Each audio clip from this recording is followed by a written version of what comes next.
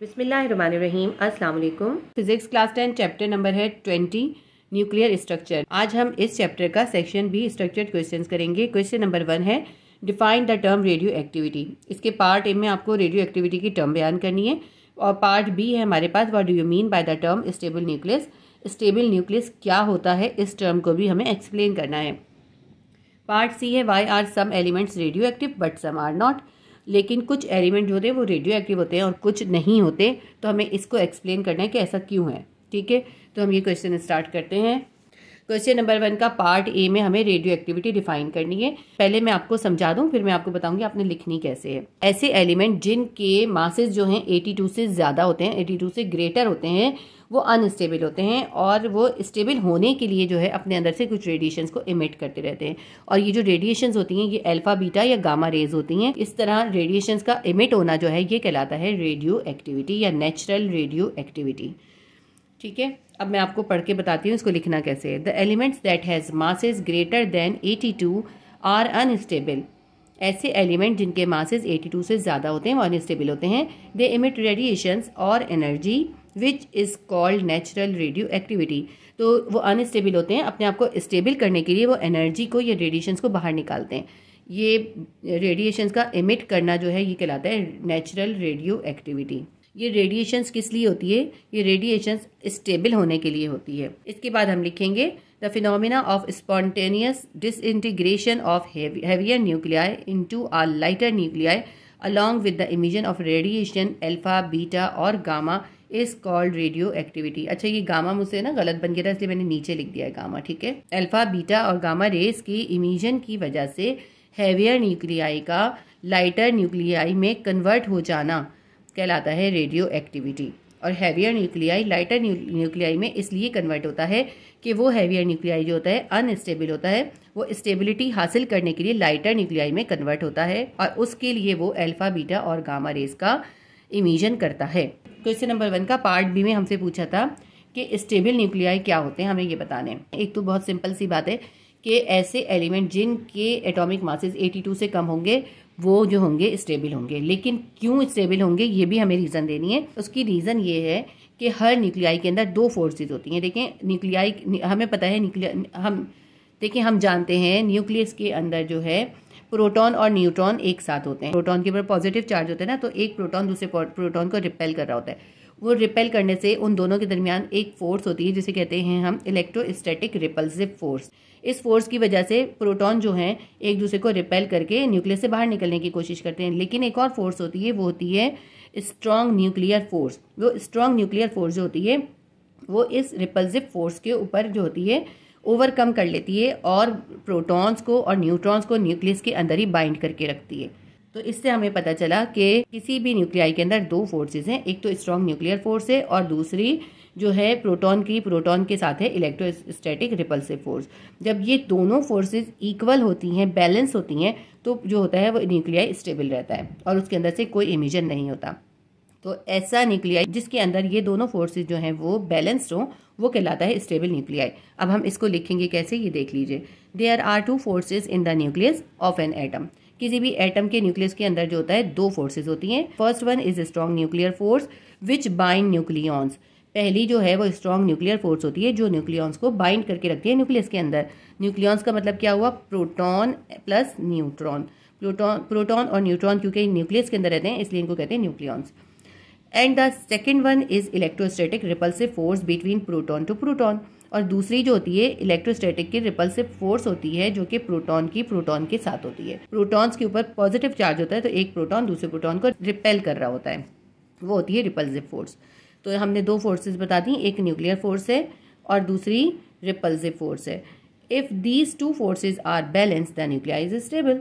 अगर ये दोनों फोर्सेस जो हैं बैलेंस होती हैं तो न्यूक्लियाई जो होता है वो स्टेबल होता है। And it does not emit any kind of radiations और एनर्जी। ये किसी भी किस्म की रेडिएशंस या एनर्जी को इमिट नहीं करता। ये हमारा जो है क्वेश्चन 1 का पार्ट बी हो गया। इसके बाद पार्ट सी में हमसे इन्होंने पूछा था कुछ एलिमेंट्स जो होते हैं वो रेडियो एक्टिव होते हैं और कुछ नहीं होते, तो इसकी रीज़न क्या है। इसकी रीज़न जो अभी हमने इसके दोनों पार्ट्स में लिखी है उसी को मिलाकर हमें लिखनी है। देखिए आप कैसे लिखेंगे, जो मैंने अभी आपको समझाया वही सब इसके अंदर है। The element that have masses greater than 82 are radioactive element because they have greater number of protons. वो एलिमेंट जिनके मासेस 82 से ज़्यादा होते हैं वो रेडियो एक्टिव एलिमेंट होते हैं, क्योंकि उनके मासेस ज़्यादा बड़े होते हैं, इसलिए उनके पास प्रोटॉन का नंबर ज़्यादा होता है। So the forces in the nuclei are not balance. इसीलिए क्योंकि प्रोटॉन ज़्यादा होते हैं ना, तो प्रोटॉन की रिपल्सिव फोर्स जो होती है वो ज़्यादा हो जाती है, और जो न्यूक्लियाई के अंदर जो फोर्सेज होती हैं वो बैलेंस नहीं रहती। The electrostatic force of repulsion between protons overcome to the strong nuclear force. क्योंकि एटम का मास ज़्यादा है, प्रोटॉन्स ज़्यादा हैं, इसलिए प्रोटॉन्स की जो रिपल्सिव फोर्स होती है वो स्ट्रॉन्ग न्यूक्लियर फोर्स के ऊपर ओवरकम कर लेती है, उस पर हावी आ जाती है। So the nucleus become unstable. इसकी वजह से न्यूक्लियस जो होता है अनस्टेबल हो जाता है, और वो स्टेबिलिटी हासिल करने के लिए कुछ रेडिएशंस को इमिट कर देता है। यहाँ से मैं दोबारा पढ़ती हूँ। So the nucleus become unstable and it emit some radiation which could be alpha, beta और gamma to become a stable nuclei.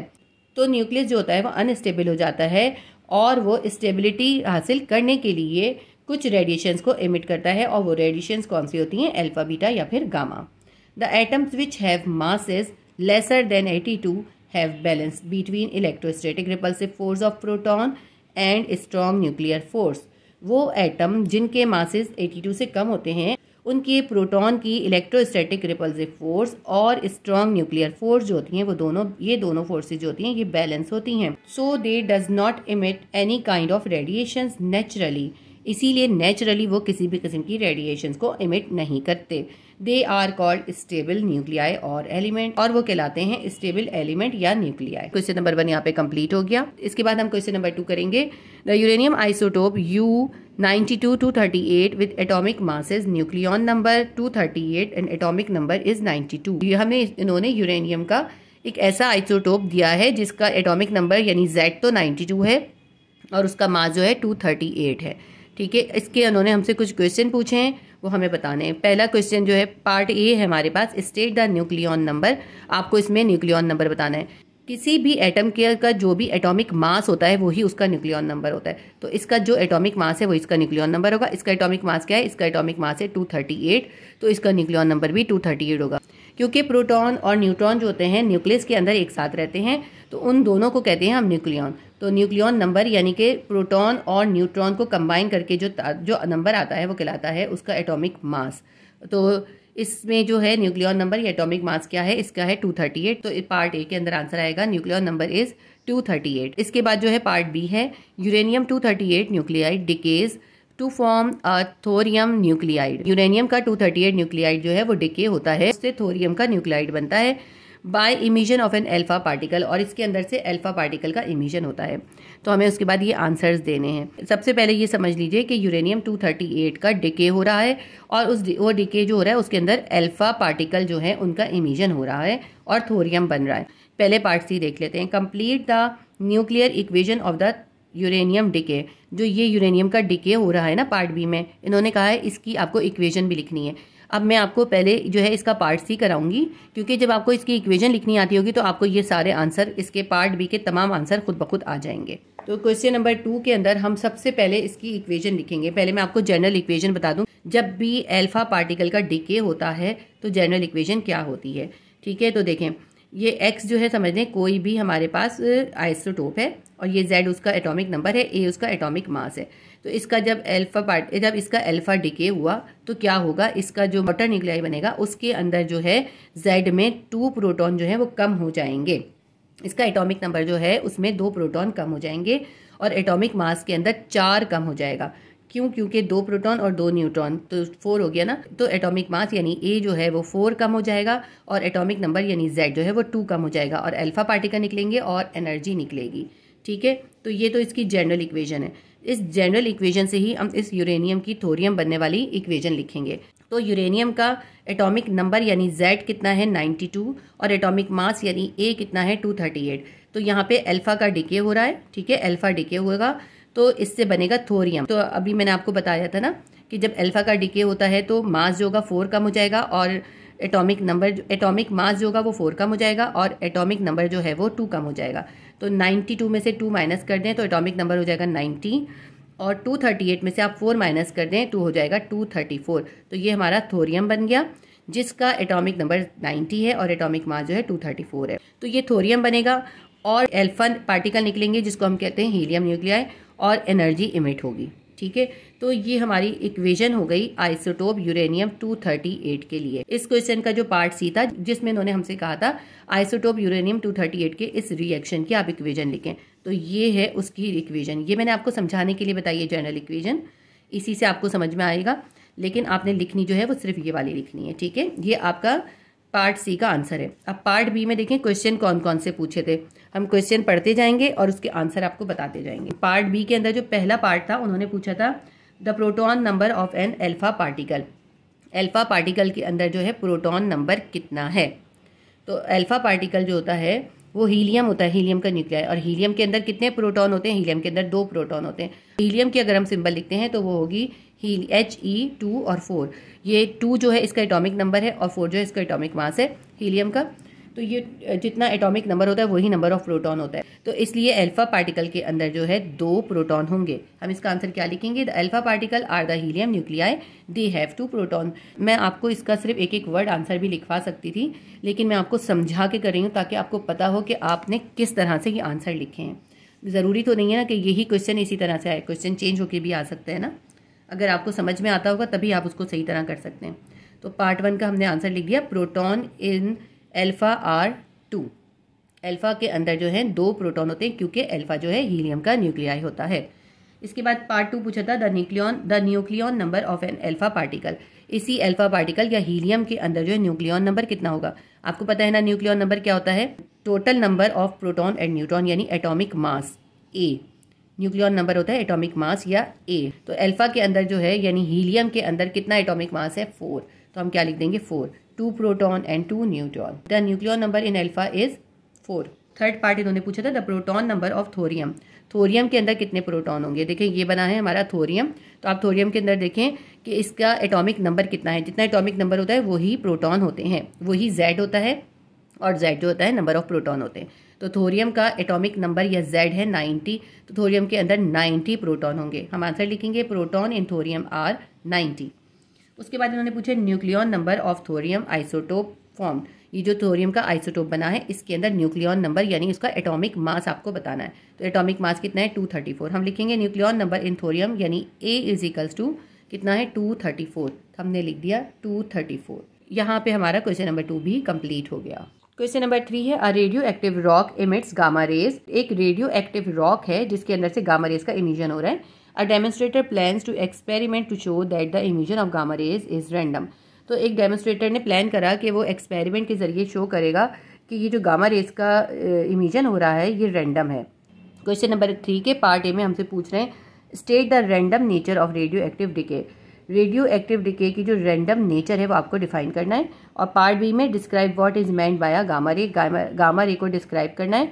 और इसमें पार्ट 1 है state 2 safety measures that are the researcher must take.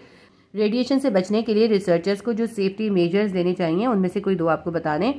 और इसका part 2 है describe how the experiment is perform. उसके अलावा आपको गाइगर म्यूलर का रैंडम डिके का एक्सपेरिमेंट भी बताना है। तो क्वेश्चन नंबर 3 के पार्ट ए का आंसर हम लिखेंगे random nature of radioactivity decay. There is no way of predicting when a particular nucleus will disintegrate. कोई भी ऐसा तरीका नहीं है जिसके जरिए हम ये बता सकें कि कोई भी पर्टिकुलर न्यूक्लियस जो है वो कब डिसइंटीग्रेट करेगा। डिसइंटीग्रेट का मतलब आपको पता है ना कि कब वो हैवी न्यूक्लियस जो है वो डिके होगा और डिके होके लाइटर न्यूक्लियस बनाएगा। The process is unaffected by pressure, temperature, chemical conditions and other physical condition. क्योंकि ये जो डिसइंटीग्रेशन का प्रोसेस होता है इस पे प्रेशर का, टेम्परेचर का, केमिकल कंडीशंस का और फिजिकल कंडीशंस का कोई असर नहीं होता। तो हम डेफिनेशन क्या लिखेंगे रैंडम डिके की। A random decay is a process in which the exact time of decay of a nucleus can not be predicted. Random decay ऐसा प्रोसेस है जिसमें किसी न्यूक्लियस के डिके होने का एग्जैक्ट टाइम जो है वो प्रिडिक्ट नहीं किया जा सकता। ये जो डेफिनेशन है ये आपके बुक में पेज नंबर 215 पे मौजूद है, आप चाहें तो वहाँ से लिख लीजिएगा। तो ये तो हमने पार्ट ए कर लिया। पार्ट बी में हमसे पूछा था गामा रेज आपको डिस्क्राइब करनी थी। गामा रेज जो है वो असल में फोटॉन्स हैं यानी कि एनर्जी पैकेट कहलाते हैं और इनकी जो नेचर है वो इलेक्ट्रोमैग्नेटिक नेचर है। और ये जो है इनके ऊपर कोई चार्ज नहीं होता, इसीलिए कि इलेक्ट्रिक फील्ड में डिफ्लेक्ट नहीं होते और इनकी जो है अल्ट्रा हाई फ्रीक्वेंसी होती है, बहुत ज़्यादा हाई फ्रीक्वेंसी होती है। यही मैंने इसमें लिखा हुआ है। अब मैं आपको पढ़ के बता देती हूँ आप कैसे लिखेंगे। Gamma radiations are photons that are electromagnetic radiations of ultra high frequency. Gamma radiation जो है वो फोटोन्स होते हैं, यानी एनर्जी पैकेट होते हैं, और इलेक्ट्रोमैग्नेटिक रेडिएशंस होती हैं जिनकी फ्रीक्वेंसी बहुत हाई होती है। They are not deflected by the electric field and carry no charge. Electric field में ये डिफ्लेक्ट नहीं होती क्योंकि इनके ऊपर कोई चार्ज नहीं होता। इसके बाद जो पार्ट सी है उसमें सेफ्टी मेजर्स बताने। The gamma rays are highly penetrating and the most dangerous of all other radioactive radiation. Gamma rays जो होती हैं वो हाईली पेनिट्रेटिंग होती हैं क्योंकि बहुत अंदर तक पेनिट्रेट कर जाती हैं, क्योंकि इनकी फ्रीक्वेंसी बहुत हाई होती है। तो ये बहुत डेंजरस होती हैं, तमाम रेडिएशंस में सबसे ज़्यादा डेंजरस होती हैं। तो इसके लिए हम जो सेफ्टी मेजर्स देंगे वो ये हैं। Keep all radiative sources at a safe distance from the body. Radio active sources को बॉडी से सेफ डिस्टेंस पे रखना चाहिए। रेडिएशन से मुतालिक किसी भी प्रोसीजर के दौरान में जो प्रोटेक्टिव इक्विपमेंट होते हैं वो ज़रूर पहनने चाहिए। थर्ड पॉइंट है radioactive substances should kept in thick lead container. Radioactive substances को लेड के कंटेनर के अंदर रखें। उसके बाद फोर्थ है dispose all waste under permitted regulation और statutory control. Radioactive reactions के नतीजे में जो वेस्ट बनता है उस वेस्ट को परमिटेड रेगुलेशन और स्टैट्यूटरी कंट्रोल के साथ जो है डिस्पोज किया जाना चाहिए। इस क्वेश्चन में आपसे जो है सिर्फ 2 सेफ्टी मेजर्स पूछे थे, आप इनमें से कोई से भी 2 लिख लीजिएगा, लेकिन आप इसमें कम अज़ कम 4 जो है ज़रूर याद कीजिएगा। ये अलग से क्वेश्चन भी आ सकता है सेफ्टी मेजर्स का। बी के पार्ट 2 में हमसे गाइगर म्यूलर का एक्सपेरिमेंट डिस्क्राइब करने के लिए कहा है। इस एक्सपेरिमेंट के अंदर एक डिटेक्टर यूज होता है जिसे कहते हैं गाइगर म्यूलर ट्यूब, और इसका नाम जो है गाइगर म्यूलर ट्यूब इसलिए होता है क्योंकि इस प्रोसीजर को गाइगर म्यूलर नामनी फिजिसिस्ट ने ही इंट्रोड्यूस कराया था।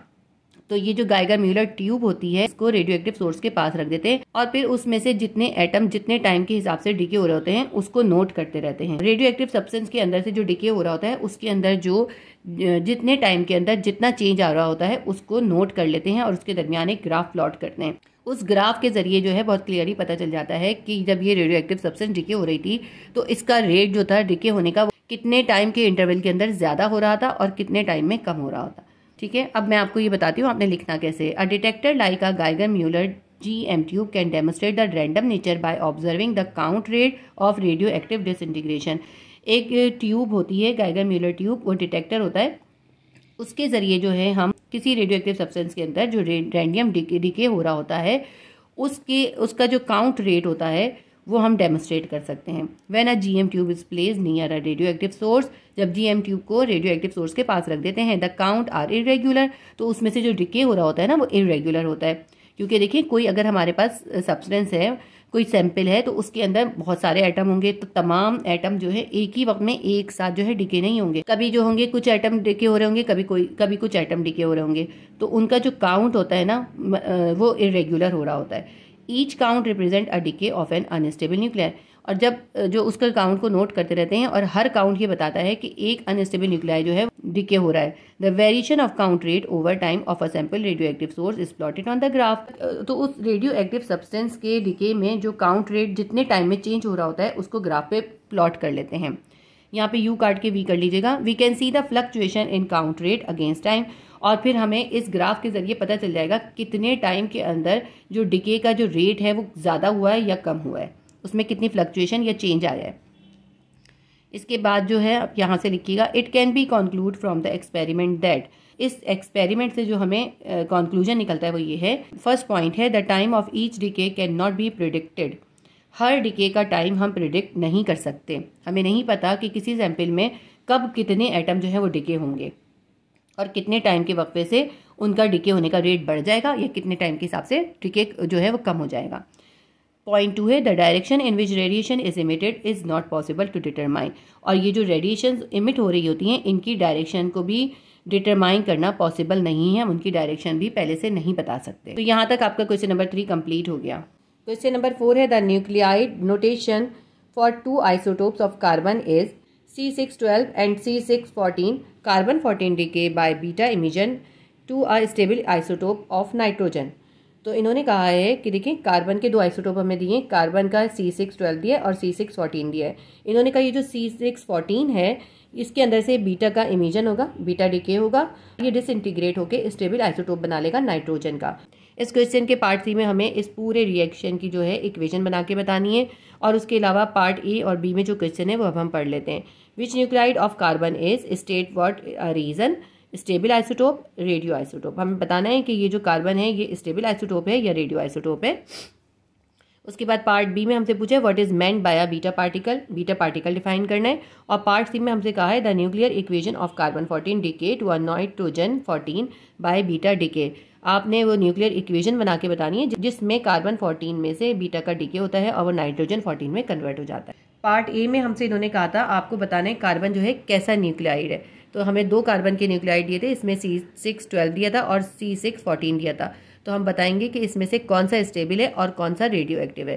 तो जो इसमें C612 है ना वो स्टेबल न्यूक्लाइड होता है। ये जो C614 होता है ये एक रेडियो आइसोटोप होता है और ये अनस्टेबल होता है, और ये स्टेबिलिटी हासिल करने के लिए बीटा रेज का इमिशन करता है और नाइट्रोजन में कन्वर्ट हो जाता है। पार्ट 1 हमसे पूछा था स्टेबल आइसोटोप इनमें से कौन सा है। तो हम लिखेंगे C612 is stable nuclide of carbon. C612 जो है वो कार्बन का स्टेबल न्यूक्लाइड है because the strong nuclear force and electrostatic repulsive force between proton to proton the two forces in the nuclei are balanced. क्योंकि C612 के nucleus के अंदर strong nuclear force और प्रोटॉन की प्रोटॉन के साथ रिपल्सिव फोर्स, ये दोनों फोर्सेज जो होती हैं वो बैलेंस होती हैं या इक्वल होती हैं। The two forces in the nuclei are balance, ये दोनों फोर्सेज जो हैं न्यूक्लियस के अंदर बैलेंस है। thus it does not emit any radiations, तो ये कोई रेडिएशंस इमिट नहीं कर रहा, इसीलिए यह स्टेबल है। क्वेश्चन नंबर 1 का पार्ट 2 लिखेंगे C614 is a radioisotope of carbon. ये जो C614 है ये कार्बन का रेडियो आइसोटोप है बिकॉज इट इमिट रेडिएशंस, क्योंकि ये रेडिएशंस इमिट करता है। As it has unbalance forces in the nuclei, क्योंकि इसके न्यूक्लियाई के अंदर अनबैलेंस फोर्सेज होती हैं due to which it is unstable, जिसकी वजह से अनस्टेबल होता है। And to gain stability it emit radiations, और स्टेबिलिटी हासिल करने के लिए ये रेडिएशंस इमिट करता है। क्वेश्चन नंबर 4 का पार्ट बी है बीटा पार्टिकल हमें डिफाइन करने हैं। बीटा पार्टिकल्स और rays have negative charge as they deflect towards positive plate in the electric field. Beta particle जो होती हैं उनके ऊपर नेगेटिव चार्ज होता है क्योंकि ये इलेक्ट्रिक फील्ड में पॉजिटिव प्लेट की तरफ जाती हैं। Beta particle possess less ionisation power than alpha particle. Beta rays की जो आयनाइजेशन पावर होती है वो अल्फा पार्टिकल से कम होती है, but they have more penetrating power than alpha particle, मगर उनकी पेनिट्रेटिंग पावर जो होती है अल्फा पार्टिकल से ज़्यादा होती है। They are the streamlet of high energy electron, ये जो है हाई एनर्जी के इलेक्ट्रॉन्स है। Beta are much lighter than alpha particle, beta जो है वो अल्फा पार्टिकल से बहुत हल्के होते हैं। इसके बाद हमें कार्बन 14 में से बीटा डिके की इक्वेशन लिखनी है। इसको पहले हम थोड़ा सा डिस्क्राइब करेंगे फिर हम इक्वेशन लिखेंगे। आप चाहें तो खाली इक्वेशन लिख लें, लेकिन मेरे ख्याल में जो हमें इसको डिस्क्राइब भी करना चाहिए कि ये कैसे बनी है इक्वेशन। हम इसको इस तरह से लिखेंगे when C614 decays by beta emission, जब C614 में से बीटा का इमिशन होता है the beta decay leaves the nucleus with 1 more proton. तो जब बीटा रेज का डिके होता है तो एक प्रोटॉन भी उनके साथ एक्स्ट्रा जो है वो इमिट होता है, and 1 neutron less than before, और एक न्यूट्रॉन जो होता है वो कम हो जाता है। ठीक है, एक प्रोटॉन ज़्यादा हो जाता है और एक न्यूट्रॉन कम हो जाता है। So the atomic number increases to 7, क्योंकि एक प्रोटॉन ज़्यादा हो रहा है इसलिए एटॉमिक नंबर में 1 का इजाफा हो जाता है। C6 का क्या बन जाएगा 7 बन जाएगा, 6 से 7 बन जाएगा। And the mass remain unchange, mass क्यों अनचेंज रहा, क्योंकि एक न्यूट्रॉन कम हो गया। मास जो होता है वो नंबर ऑफ प्रोटॉन और नंबर ऑफ न्यूट्रॉन का सम होता है। देखिए एक प्रोटॉन बड़ा है तो मास भी बढ़ना चाहिए, मास इसलिए नहीं बढ़ रहा क्योंकि एक न्यूट्रॉन भी कम हो गया है। प्रोटॉन बढ़ गया है, न्यूट्रॉन कम हो गया है, तो प्रोटॉन बढ़ने से इसका एटॉमिक नंबर बढ़ गया और न्यूट्रॉन कम होने की वजह से एटॉमिक मास जो है वो सेम रहा। तो मैं आपको दोबारा पढ़ के बताती हूँ। So the atomic number increases to 7, तो इसलिए एटॉमिक नंबर के अंदर जो है 1 इंक्रीज हो गया और वो 7 हो गया। एंड मास रिमेन अनचेंज, और मास अनचेंज रहा। So the nitrogen is the new element form, तो नाइट्रोजन का नया एलिमेंट फॉर्म हो गया क्योंकि नाइट्रोजन ही है जिसका एटॉमिक नंबर 7 होता है और एटॉमिक मास 14 होता है। अब मैं आपको इस इक्वेशन से समझाती हूँ। देखें ये C614 था, जब बीटा का डिके हुआ तो इसके अंदर एक प्रोटॉन जो है डॉटर न्यूक्लियाई के अंदर एक प्रोटॉन जो है वो ऐड हो गया, तो 6 में 1 ऐड कर दिया तो 7 हो गया। और क्योंकि इसमें एक प्रोटॉन ऐड हुआ है तो ये भी 15 हो जाना चाहिए था। ये 15 इसलिए नहीं हुआ क्योंकि इसके अंदर से एक न्यूट्रॉन कम हुआ है, इसीलिए जो है एटॉमिक मास सेम रहेगा। तो क्या बन जाएगा नाइट्रोजन 7 14 बन जाएगा। इस इक्वेशन में बीटा का नेगेटिव डीके हो रहा है और जब भी बीटा का नेगेटिव डीके होता है तो एटॉमिक नंबर जो है वो ज़्यादा हो जाता है एक नंबर, और एटॉमिक मास सेम रहता है, और एक जो है बीटा पार्टिकल भी इसमें से इमिट होता है और एनर्जी इमिट होती है। ये जो बीटा पार्टिकल है इसको जो है एंटी न्यूट्रिनो कहते हैं। तो ये इक्वेशन यहाँ पे कंप्लीट हो गई, आपका क्वेश्चन नंबर 4 भी कंप्लीट हो गया। Please do like, share and subscribe my channel. अल्लाह हाफिज़।